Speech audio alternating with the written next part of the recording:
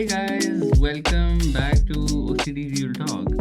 Happy New Year to Happy everyone. New Year. Yeah, Yeah. we're starting on a new note. New year, new us. No, we're still the same people. Uh, still the same Real Talks. But we're trying to start on like good punchy first Real Talk back from like the I think the last one we did was second week of December, something like that. So Feels it's like been a hot years ago. minute. Yeah, it's been a hot minute. So we thought we would talk about, and we can also like overlap kind of like the two topics a little bit as well. So we wanted to talk a little bit about benefits of rational thinking while also trying to clarify some of the misconceptions about like rational thinking and how that relates to recovery, of course. And maybe we can like cap it off with some advice starting off the new year and advice for 2024 in approaching your OCD recovery journey. So, yeah. Um, anyone want to start off with like how would you if you wanted to sit and explain to someone how rational thinking can help with anxiety, how would you both go about doing that? I'll go first. So I think with rational thinking, the idea is just to taper down like the extreme emotions. So it's not saying that you don't like something when it happens, but you're just bringing down the catastrophized response from extreme to manageable, right? You're saying that something is not 100% awful because, as Albert Ellis said, by definition, it can't be 100% awful because nothing is infinitely bad. So for me, rational thinking is just bringing down the extreme emotions, Mm. bringing down the catastrophized beliefs, and being able to manage things better and being able to manage the hardships that life will inevitably throw up. And not saying that you do like it, but just bringing it down to a more sort of calmer state, I would say. Yeah. Yeah. Yeah, and it's also it's using science as well because we're Mm. so narrow-minded in what we think, like because that's how you grow up. You have a conditioned acceptance, you have conditioned beliefs because it's what society do. You just follow the crowd, most people do. So you're seeing the main thing is seeing things for what they are, like the reality of things. So Mm. seeing things from a different angle and not just your maybe an angry opinion or maybe a biased view because of your beliefs or because of your upbringing. So it's the example that I use to people is let's say on the news, you're watching the news and someone does something that you strongly disagree with, right? It's easy to jump in and say, evil scumbag, that person deserves to die. Let's go to the extreme irrational, right? But being rational, you go, hang on a minute, right? It's not saying you agree with the act or agree with what they've done, but you're seeing life through their lens, through their perspective. So you're seeing another perspective. So yes, you might have your perspective, but you're seeing why someone might have done such a thing, right? So you're being open-minded, you're being flexible about things. You're not just jumping because of your biased view on something. Yeah. And I think that's And probably the And I think that because when we are not trying to look at things from a rational angle, that's where the like 0 or 100 black and whiteness comes in, where because the regular human brain, when we don't push ourselves to think beyond just surface level things, it likes to compartmentalize and categorize things as just good, yeah, bad, yeah. correct, wrong, yes, no Moral, kind of immoral. situation. Yeah. Yeah, and like I was just having a conversation with someone today, and like we were talking about this just like a fear of being like a superficial person, right? And I was like talking about the same thing, like when you say that you're a superficial person, by definition, that means that you are superficial every single second of the day in all departments with all people, Yeah. and that there's absolutely no amount of depth with which you look at things with, right? And Yeah. so, like, you might be superficial about, let's say, one specific thing. Let's say when it comes to, I don't know, a job, right? You're picking a job which on surface level makes you look good on paper, right? Or earns you really good money. So that might be like a superficial choice for some, like viewed as something superficial, right? But that does not mean that if you're superficial about one thing, that does not mean that you're superficial about all other things in life as well. So Mm. I mean, we really have to then look at the language that we use around it, but also how we perceive things as well. And that just doesn't go towards how we are viewing ourselves, but also other Yeah, people. Like someone yeah, can say that, oh, this person married because his partner is like super good looking. They did not look at their personality. She just only looked at the way like he appears, which is very fit and attractive.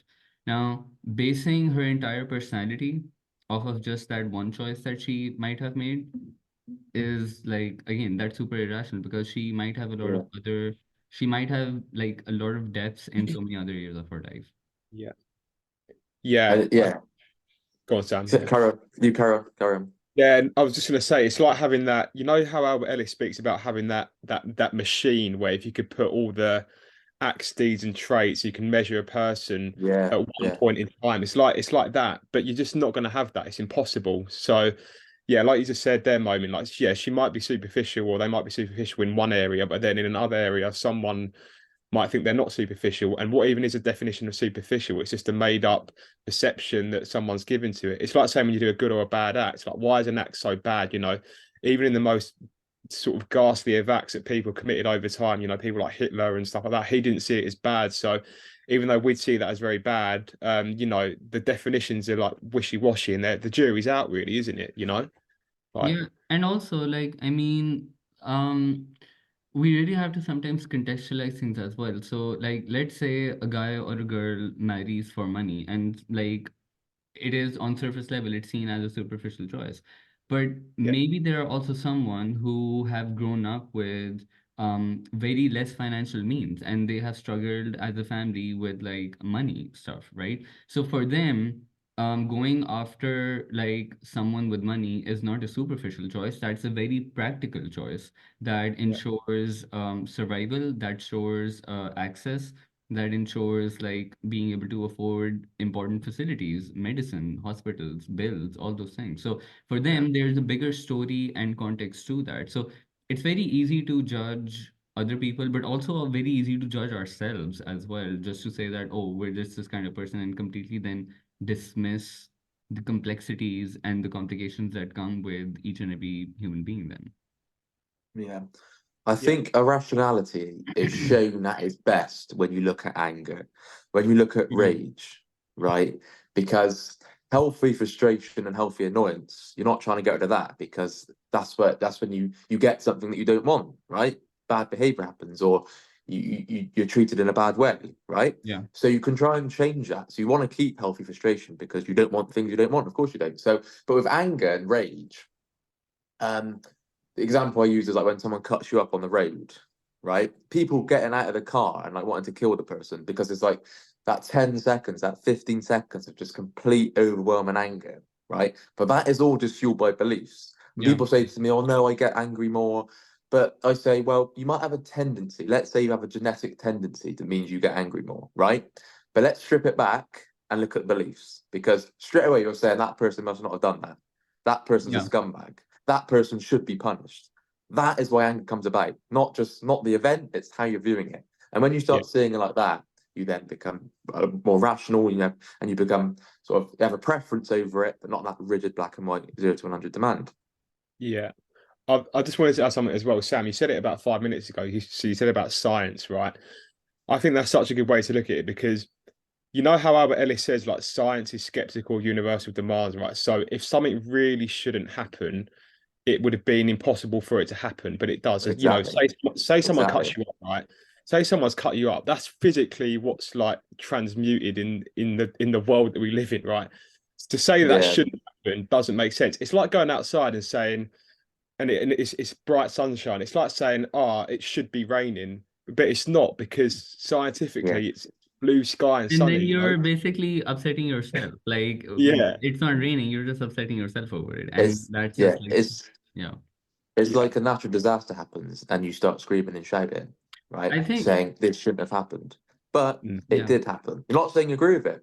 People get so caught up on the acceptance and agreement. You're not saying you wanted it. It could be a terrible thing that's happened. But mm, screaming and shouting about it, you're going against the realities of life. Shit yeah, happens. and is part of that is dealing with it, right? Because Yeah. it's same with when like someone who's committed a crime, right, and someone goes, that must not have happened, but it did happen, right? If it Yeah. must not have happened, then it wouldn't have happened straight Yeah. away. That's Yeah. science because it did happen. If there was a universal law that said it must not And happen, then it there's would. also Yeah. like that's a good segue in also what I was also just about to bring up as well. Like I think looking at legal systems can also be a good way of how rationality is and complexity and non-black and white thinking is also applied practically as best as humans can, of course. Um, and so I think the legal system, like in many ways and forms, like tries to practice that in the best way possible. So if, for example, like if it was just a case of okay, murder is bad and this person needs to be thrown in jail, then like if there are like 20 murders done within like a day, then it would be very straightforward to just catch the person, throw them in jail for like, I don't know, 20 years or whatever the sentence may be. And that's all. It would be a very standard, like, sentence for each and every single person and standard procedure, but it's not. You see that each and Mm. every single there are 20 murders committed by Mhm. 20 different people. And so each of them is treated separately, right? Yeah, It's tried in court. There's an this is the entire like thing. Yeah, story that goes behind it. There's an investigation exactly. behind each and every one of them. What was the motivation? What was the story? In fact, even if one person commits 20 murders, all those 20 murders are also seen separately because then the sentence is measured based off of that in total, right? So otherwise, they would say, oh, he's done 20 murders, therefore let's just like so in that what the courtroom and like the legal system is trying to do is also bring a complex understanding to like one single act, which is murder, right? It's trying to bring a complex understanding.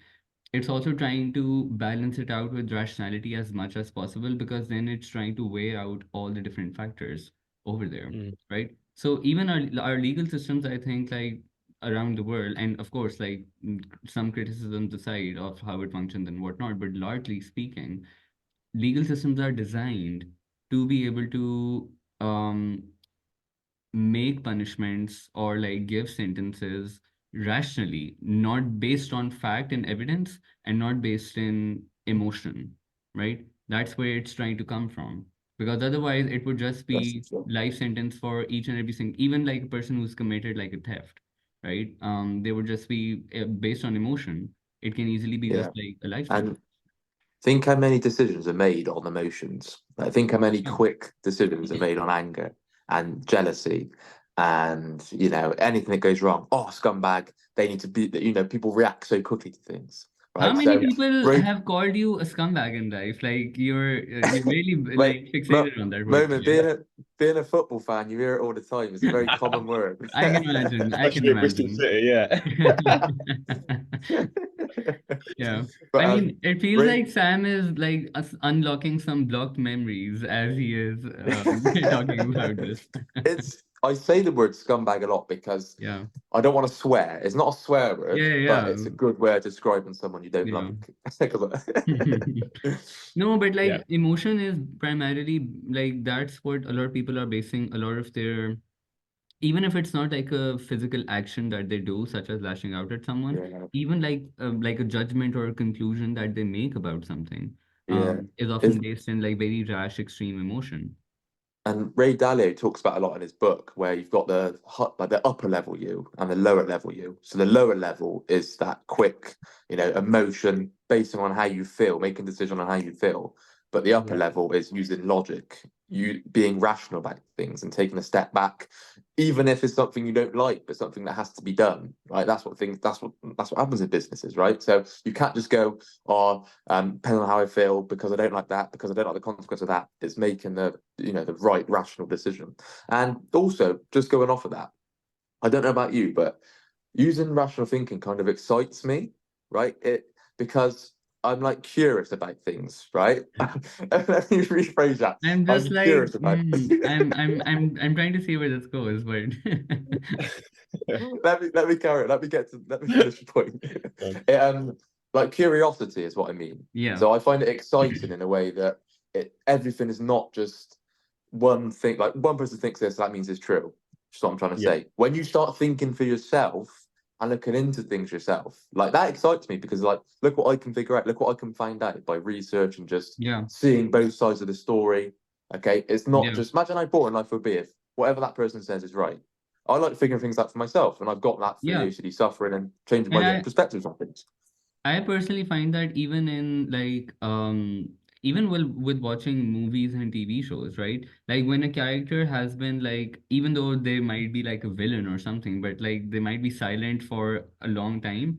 Like when it's their time for their monologue to express what they've been thinking and their motive and this and that, that like I think for me as well, what I am most curious about, just like as a citizen of this world, is like just listening to different stories of different people. There might be like a Yeah. again, there might be a scumbag, but but in that sense, like I want to hear what they've done Yes, and this like is the thing. Yeah, from yeah, their own yeah. mouths, because Yes. what that helps it, and it's not just like, oh, I want to have like, tea time with you. It's not that. It's just that having that insight and information and just that Yeah, kind of story and narrative from that person's like yeah, own mouths, it just helps with just Yeah. understanding the complexity of the human brain yeah, at large, exactly. Yeah, and like the different With, shades we function with. Go ahead, Elliot. yeah, with me as well. I think with rational thinking, I'm able to sort of like quash issues as they arise. I don't know. Say someone was like being funny with me, or I don't know, they said something to me that I didn't like. It they called automatically, you a scumbag. yeah, automatically in my head on that loop, right, with rational thinking, my head will sometimes say on a loop, "Oh, there's no reason why they shouldn't have said that.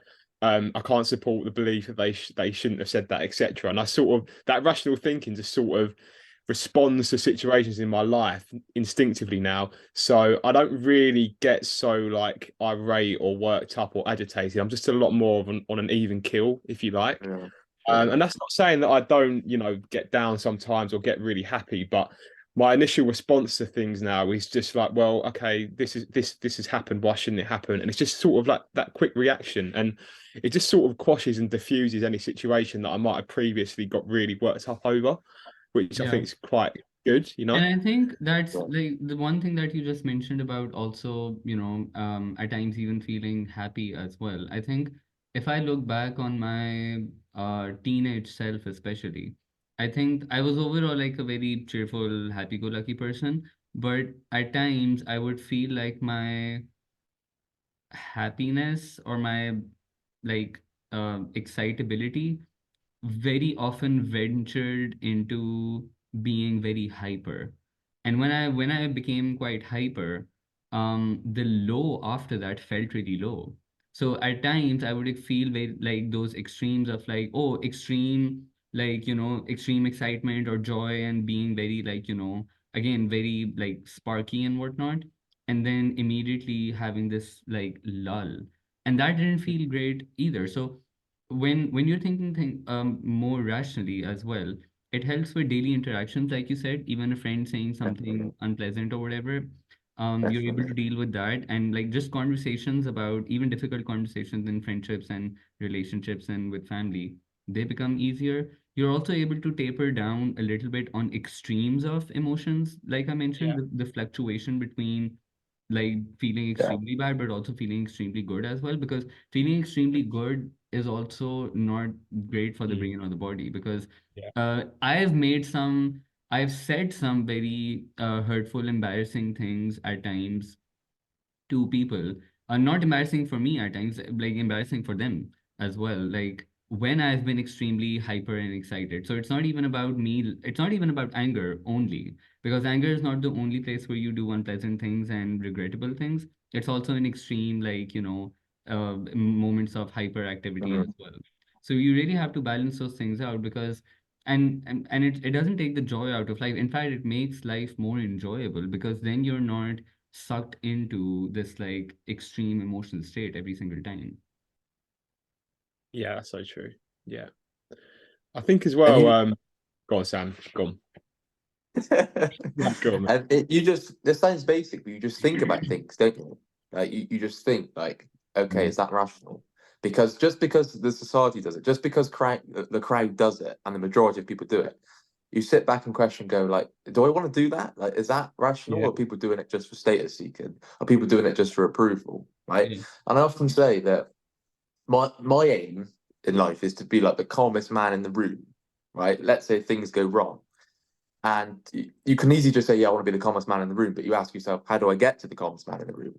Well, that's seeing things rational, right? Not just making a decision based on emotion and how you feel. Something really bad could have happened. Let's say you lose a family member or you've lost all your money, right? It's easy to scream and shake the house down, or to get angry with someone, or to look for someone else to blame, right? But taking a step back and viewing it rationally, yes, not liking it, strongly disliking the fact that it's happened, but always looking, okay, how can I change the situation? How can I overcome this, right? The sacrifices you're going to have to make, the decisions you're going to have to make, all right? And just being calm and rational and thinking things through. And all of that is down to not making a decision based on emotion within the first 10 seconds of it happening. Yeah, definitely. I think as well, like when you're really rational, you sort of disassociate with like the rationality of society a bit more. So, for example, like I'm really happy just like doing stuff on my own, sort of not really worrying what other people think. Like, for example, some Yes. people say, "Oh," so I went to a music event by myself the other day, and like my mum and dad were like, "That's really, really strange. Like, why are you doing that? That's really weird." And I was like, Yeah. "Oh, you know, it's just you have these perspectives now, and you think, well, why is that strange? Like, why shouldn't I do stuff Yeah. by myself? What? Yeah, like you said there, Sam. Why should I follow the crowd?" Do you know what's funny as well? Actually, with obviously football is one of my passions, right? It's actually sort of being rational makes me sort of not like it as much as I used to, because you're sat there in the crowd thinking about how irrational everyone's being, like how irrationally they're screaming at the ref and how things shouldn't happen. And I'm just sat Yeah. there like, in my head, well, there's no Yeah. reason. I don't know. It Yeah. just sort of puts me off. You But just sort of this disassociate is with the irrationality of society. I don't know. I don't know if you this found is the that. thing that, yeah, I completely get what you mean. But the thing Yeah, is, being rational, I've got more into football because my yeah, emotions are much more intact now. My emotions are much more controlled. So when I'm at right, football, for example, for 90 minutes, I can let myself get overexcited and yeah, angry when we concede a goal. But I like that. I enjoy doing that. But when I'm away from football, I can be rational about things. But I like yeah, doing that because getting excited when you score a goal and going down when you concede a goal, right? yeah, yeah, So, and just on another point that you said about going to things by yourself, that's so true, because I went to football last week by myself, right? And mm, people, like, a few eyebrows are raised, going, "That's a bit of a strange thing to do." Like, I go to yeah, the cinema by myself. I go to a restaurant by myself. 5 years mm, ago, I'd have said that guy's a bit odd. But now, being rational, I think, what is wrong with going for food by yourself, right? If yeah, anything, is better because you're not relying on other people and you get what you yeah, want, right? yeah, That's not yeah, saying never do anything with other people. I love socializing with other yeah, people, but it's having exactly. that balance, isn't it? I love doing stuff by myself as well. Yeah, Imagine yeah, I come to the UK and Simon's like, nah, I want to go out for drinks just by myself. Like, you can sit in your hotel room. And I'm just like, what's happening? No, and I yeah, think that like one massive benefit of rational thinking is that you feel very solid within yourself, in Mm, so many ways. Like even something yeah, like going out for entertainment just by yourself, but also with like being able to take risks and being able to make mistakes. Like even if you're feeling unsure about a decision, you feel overall okay and stable doing it nonetheless, because you feel ready and confident in your ability in dealing with whatever like repercussions yeah. or This is consequences come as a result of it. So you feel really solid and stable within your bones, and you have that ability to deal with whatever comes your way. this is the thing, and with unconditional self acceptance as well. Like, obviously, you want to make the right decision, but you know that even if you make the wrong decision, that you can accept yourself and also the consequence of that decision, right? Because you're always looking to overcome. This is the thing. Like, when you get through OCD and when you're on the journey, you stop moaning, you stop venting about things, you stop complaining, because you realize it's such a waste of time. Anything that happens in my life, I'm always looking to overcome it.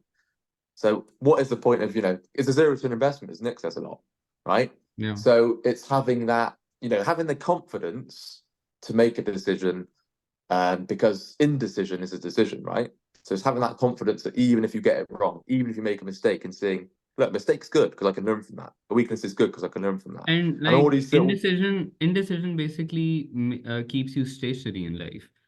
It's yeah, unmoving, which exactly. is not great because I mean, I if I really think about my years of OCD suffering, I feel like 3, 4, 5 years just went by with me just being stationary in one position, not yeah, making yeah, any like significant changes, not doing things or building towards anything because it was yeah, constant indecision. And then after those 4, 5 yeah, years pass, it's just like I had so much time, I had so much opportunity on my hands, I could have done so much. But of course, I mean, I don't yeah, like sit and beat myself up for it because I understand that I was yeah, going through something I had Yeah. no clue about.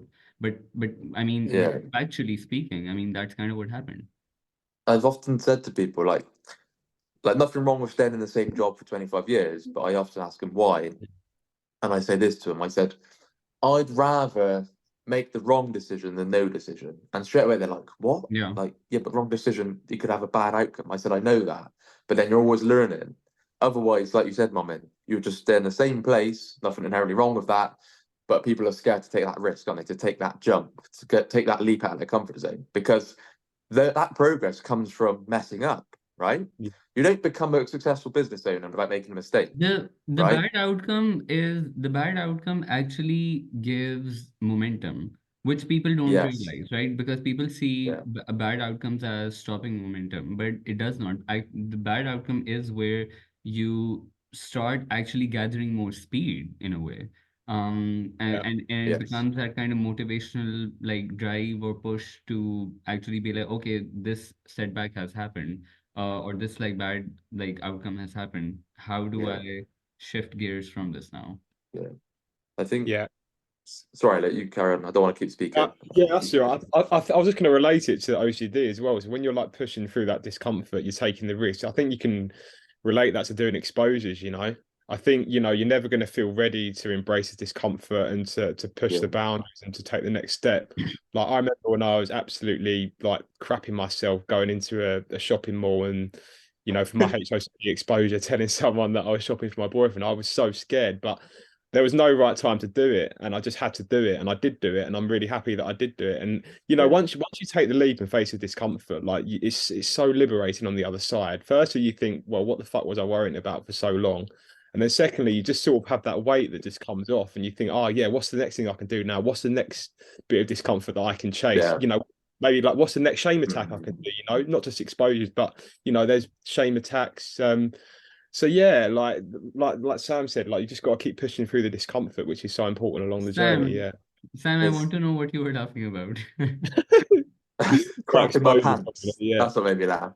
I was crapping my pants as I was walking to Yeah, the mate, shopping center. and I I was mean, so scared. Honestly, yeah, I I was mean, absolutely. Elliot also gave us the other gem as well, that otherwise you're toast. Like, Yeah, that's gone down in history. That one, that's going to stay with me yeah, forever. Yeah, for That's the sure. slogan. That should, I mean, I should start taking note of like, little nuggets of we, phrases we that people say on these real we talks. should make a gift. So someone in the 1600s with Yeah, OCD was toast. was That's the toast. gift. Yeah. Someone's a mate or bust. Yeah. But yeah, I think But, like all in all, like I think, and we've done some videos on this as well. Like Nick has done some videos. I think I also did a video on benefits of rational thinking. So I mean, Sam also has to be on a one-to-one call in a bit as well. But if you really want like a rehearse like additional information on this, you can also go through our channel and look at those videos. But yeah, I mean, there are a lot of misconceptions such as being emotionally numb, being indifferent, or that you start becoming okay with like bad things. No, that's not what rational thinking is. Rational thinking, for me, also like in a summary, I can also say that it's rational thinking in some ways really enables you as a human being to get comfortable with the coexistence of the good and the bad without you feeling like you have to eliminate like either one of the two immediately. So and that kind of I think brings that kind of inner peace as well, that you continue to work on yourself and circumstances and yeah, factors in your life while also not needing to be like the bad has to completely be like diminished, yeah. because sometimes it's impossible to do that. I think Yeah, like the final advice I want to give on this call is that having the ability to rise above, right? And what I mean by that is especially with OCD, like when you're feeling like crap, when you're doing an exposure, for example, and you just feel so triggered, when you're trying to dispute and it just ain't going in, right? Try and rise above how you're feeling, right? Try and look at it from like looking down on it and looking long term, okay? Where is what I'm doing today? Where is that getting me long term, right? Because it's so easy to get consumed, to get totally bogged down by how you're feeling today, right? Don't make a decision based on how you feel, right? Always try and look from like an upper point, looking down, going, okay, where's this going to get me going forward, right? Do I do this exposure? Well, yes, because it's going to help me long term. Do I keep disputing? Well, yes, it's going to help me long term, right? People stop because of how they feel, and that's where so many people go wrong and holds them back.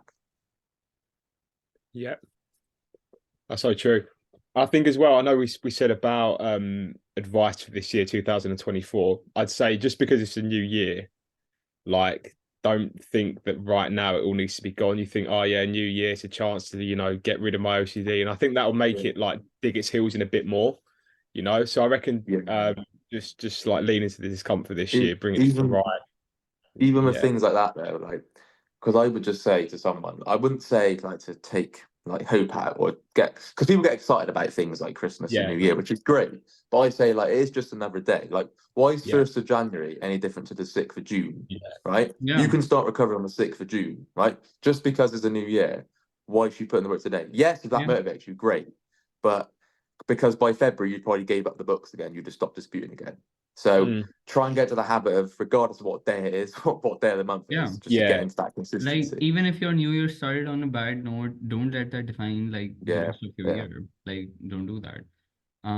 But yeah. Guys, thanks for being here and always providing great conversation and insights. And yeah, we're back on Real Talks now. We'll be doing this every week, so we'll be I think seeing. that was an awesome one to start the year. Really good. I know, that was and I'm good. glad other people like, it was the awesome group that started off on a good note. No, but I mean, like all the other guys, please come on. Like, it'll be good to have the big group back again to kick off the new year. But yeah, thanks for being here, Definitely. guys. All right. No Cheers. worries. See you. Thanks for watching. Bye. Bye bye. Bye-bye.